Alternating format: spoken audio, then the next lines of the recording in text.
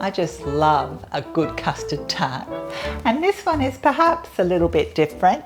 It's a lovely 1950s style custard tart where the pastry shell is fully baked and cooled, and then a warm thick custard is poured in, lightly sprinkled with nutmeg if you like, and left to set. The pastry is tender with just a touch of sweetness, and it really lets the custard shine. And honestly, this custard is so delicious. It's my favourite custard. And I think you'll be surprised at how simple it is to make. And this is how I do it. This pastry is for a sweet short crust pastry, but it's not too sweet, and it pairs beautifully with the custard. And I do it in a food processor. You could do it by hand if you prefer though.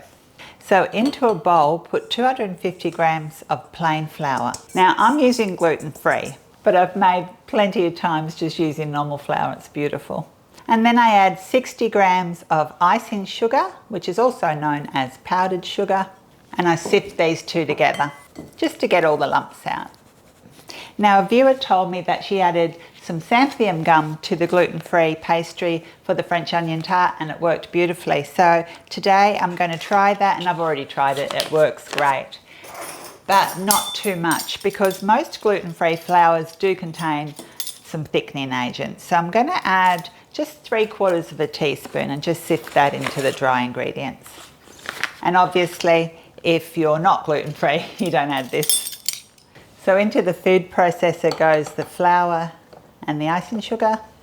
And I've got 125 grams of cold, diced, unsalted butter. And I'm going to whiz this together until it's sort of like little bits of butter throughout, and seriously, this takes probably 10 to 15 seconds. I just counted to 10, and the butter's in little pieces, which is perfect. And now I add 2 large egg yolks and 1 teaspoon of iced water. Now that should bring it together. So I'm just going to whiz that up until it comes into a ball. And that was 30 seconds. Well, I counted to 30. Lightly knead it. Now, depending on your flour, you may need a little bit more water, but seriously, just start with 1 teaspoon. It should be enough. And this is the pastry I use for fruit mince pies, so it's that sort of pastry. And form it into a disc or a ball. And that goes in the fridge for the minimum time of a half an hour, but I usually leave it for a couple of hours until it's nice and firm. And that helps the pastry shrink less when I go to cook it. The tart tin I'm using today is a 9.5 inch by 1.5 inch, but you could use one slightly smaller if you wish, or you could do them in those beautiful little individual tart pans if you have them. And my pastry's been in the fridge for 2 hours and it's nice and hard. Now, someone suggested that for gluten-free pastry it's easier to roll it between 2 pieces of baking paper. But what I'll do is I'll flour them both.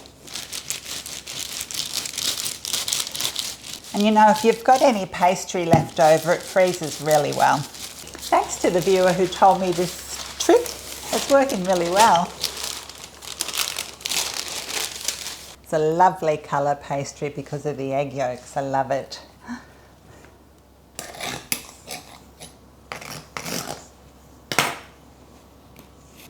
If there's any little tears, just patch them up. Now preheat your oven to 170 degrees Celsius fan forced or 190 degrees Celsius conventional. And I'm going to pop this in the fridge while the oven's heating up. And I've got a little bit of leftover pastry, so I'll just line this little tin here. It's actually a pie tin, not a tart tin. And thank you to the viewer about that xanthan gum as well. That really helps with gluten-free pastry. It's just that little bit extra. So that pastry made a big one and 2 little ones. So I'll just reuse my baking paper here. But what I want to do now is blind bake them. And so either using baking paper or alfoil, And cover the edges as well so they don't brown too quickly. Now, for weights, you can use beans or rice, or you can actually buy pastry weights, which I have here, and that just keeps the pastry from rising. And for the little ones, I have some beans. You can't reuse them to cook and eat, but you can reuse them for your pastry. Now I'm going to pop these into the oven for about 15 minutes, 15 to 20 minutes, and then I'll remove the beads and see if the pastry is set, and then it pops back in the oven just to finish cooking.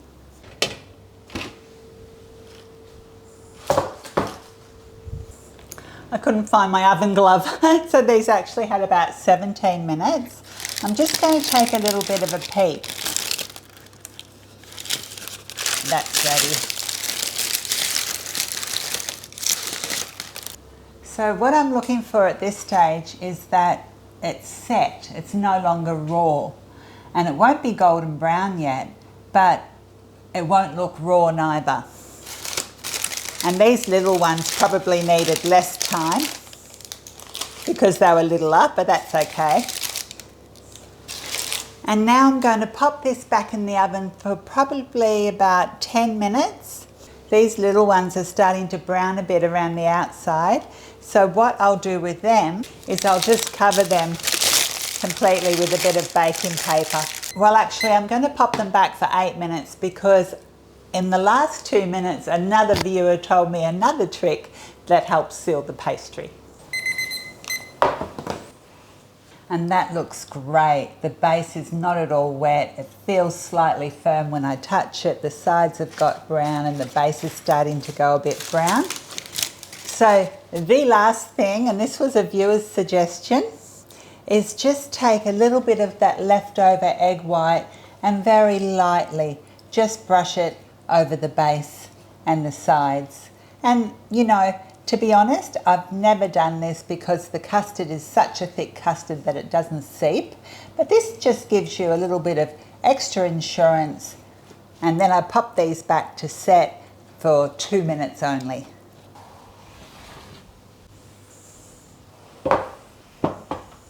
Now I'll leave these to completely cool down before I put the warm custard in them. This custard recipe comes from a cake shop that used to be on Toorak Road in Melbourne, Victoria, back in the 1980s. I think the shop is closed now. And the recipe itself comes from the proprietor's father's collection of precious recipes. So into a heavy-based pan, measure 800 mils of whole milk.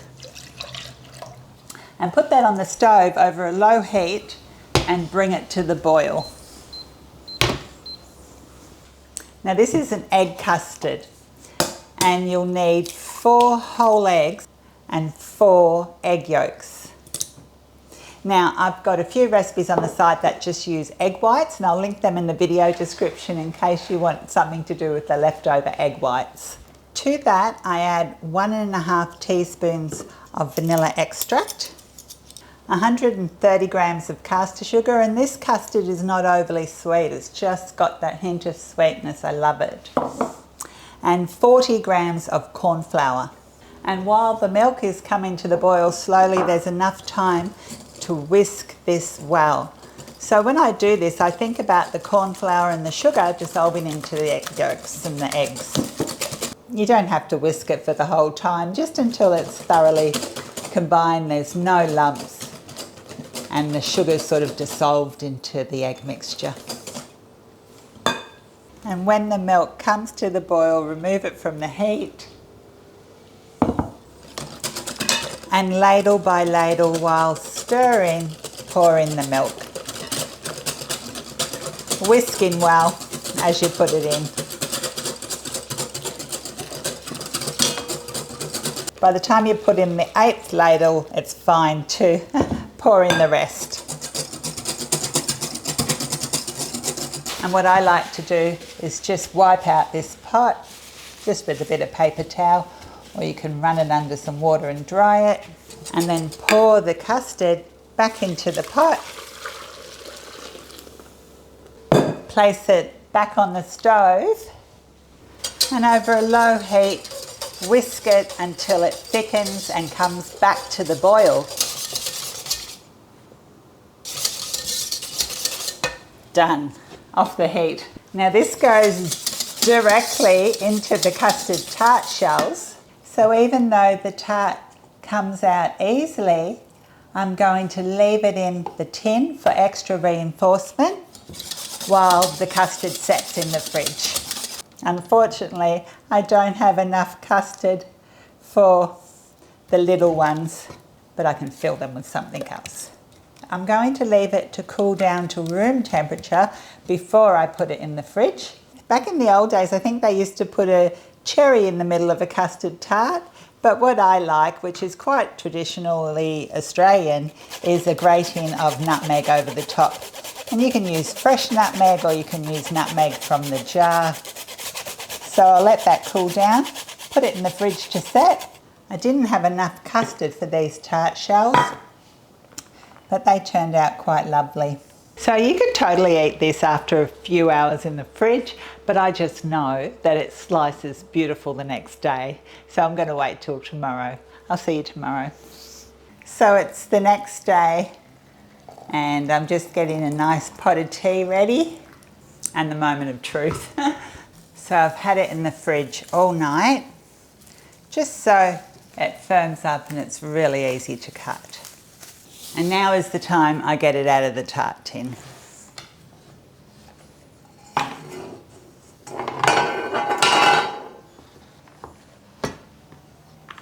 I just lost one bit of pastry from the edge, but that's perfectly fine. And now with the sharp knife, I like to start in the middle and then go to the edge. Because this pastry is a little bit more delicate, you have to go a little bit gentler. And I like to wipe it just with a small piece of paper towel in between the cuts.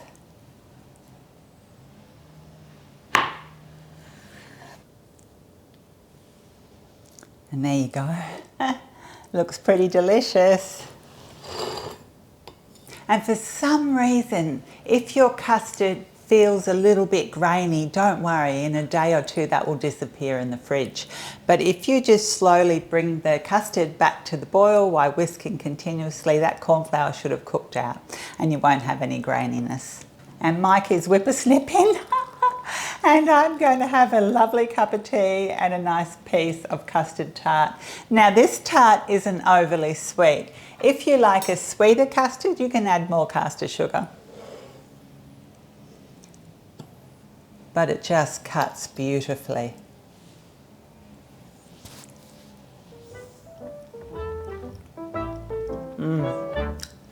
Sensational.